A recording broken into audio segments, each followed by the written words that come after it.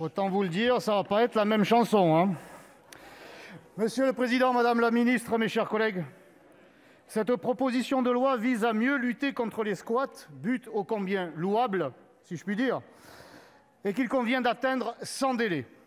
Depuis des décennies, la loi n'a cessé de renforcer les droits des locataires au point de protéger les squatteurs, au détriment, bien sûr, des propriétaires. Beaucoup passant dès lors des années à se battre à grands frais d'avocats pour tenter d'obtenir la libération de leur logement. Des petits propriétaires qui comptaient sur le fruit du travail de toute une vie pour obtenir un complément de retraite et qui se retrouvent dans les pires difficultés financières pour ne plus percevoir de loyer. Ils n'ont donc plus les moyens d'entretenir leur logement que les squatteurs saccagent en quelques mois. Des exemples comme cela, je pourrais vous en citer des centaines à Marseille. Les Rosiers, la Morlette, le Parc Corot, le Campus, des résidences privées qui sont tombées entre les mains de dealers, de clandestins, de marginaux, tous squatteurs, mais tous protégés par la loi.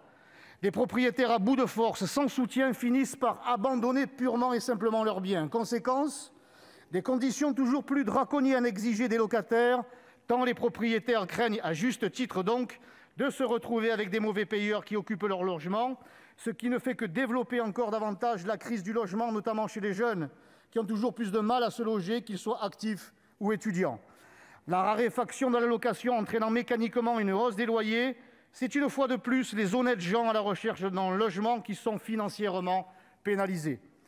Malheureusement, la commission a décidé de supprimer toute une partie de la proposition de loi pour se concentrer sur les squatteurs qui rentrent de force sur des propriétés. Vous avez même voulu préserver la trêve hivernale pour les squatteurs qui ne seraient pas entrés de force dans un logement. La France, ce merveilleux pays où on protège les hors-la-loi. À Marseille, nous sommes confrontés de façon récurrente à ce phénomène, souvent issus de la communauté rom.